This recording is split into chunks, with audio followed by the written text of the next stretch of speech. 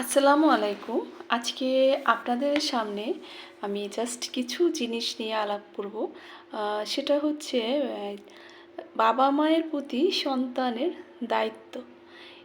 দেখেন, এখন যে টাইমটা আসছে, এখন যে আমরা যে সোসাইটিতে বসবাস করি, এই সোসাইটিতে সবচেয়ে অবহেলিত হচ্ছে বৃদ্ধ বাবা মা।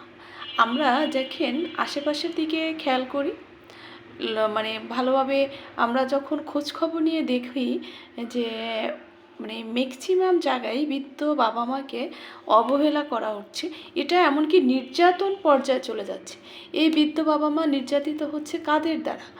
তাদের এই বৃদ্ধ বাবা মায়ের দ্বারা লালিত পালিত সন্তান, ছেলে সন্তান, ছেলের বধূ, পুত্রবধূ, এমনকি মেয়ে সন্তান দ্বারাও নির্যাতিত হচ্ছে।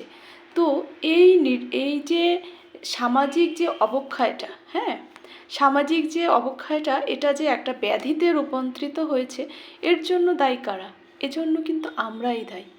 কারণ আমাদের দায়টা আমি এ কারণে বলবো যে এই যে বাবা মায়েরা, আমরা সন্তানদেরকে এত ভালোবাসতে তাদের যে একটা দায়িত্ব আছে, তাদের যে একটা দায়িত্ব আছে বাবা মায়ের প্রতি, এইটাই শেখাতে ভুলে যাই।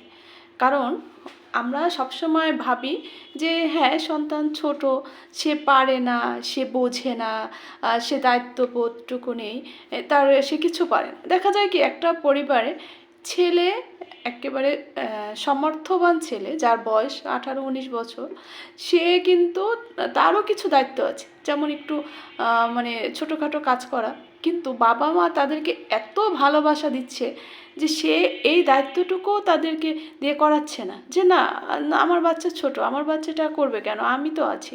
কিন্তু এই ধারণাটা আপনার ছেলেকে যেন আরও যে এই দায়িত্ব জ্ঞানহীন করে তৈরি করতেছে, আপনি কি জানেন?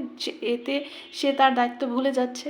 তো হঠাৎ করে যখন আপনি আপনার শারীরিক সক্ষমতা হারিয়ে ফেলবেন, আরও বৃদ্ধ হয়ে যাবেন, তখন কিন্তু এই ছেলেটা কোনো আপনার দায়িত্ব নিতে চাইবে না, কারণ সে কখনো নেয়নি, তার ভিতর প্র্যাকটিস নেই।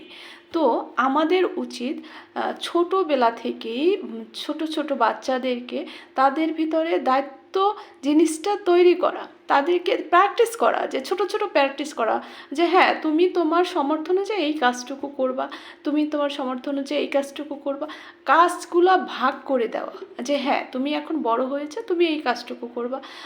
তাহলেই দেখবেন এই যে দায়িত্বহীন আচরণ করা, এই যে বাবা মা বয়স্ক হলে তার দায়িত্ব নিব না, বা নেওয়ার প্রতি একটা অনীহা, এটা কিন্তু চলে আসবে না।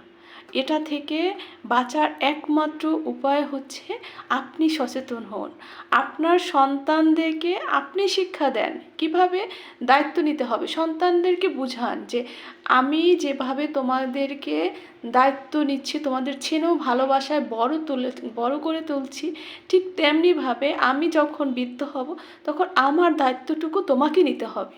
এটাই উচিত। এই দায়িত্ববোধটুকু যখন জাগ্রত হবে আপনার সন্তানের প্রতি, তখন আপনি তার কাছ থেকে অবশ্যই বেটার কিছু আশা করবেন, আপনাকে সে অবহেলা করতে পারবে না। তো আপনারা আপনাদের সন্তানদেরকে নৈতিক শিক্ষায় শিক্ষিত করে তুলুন।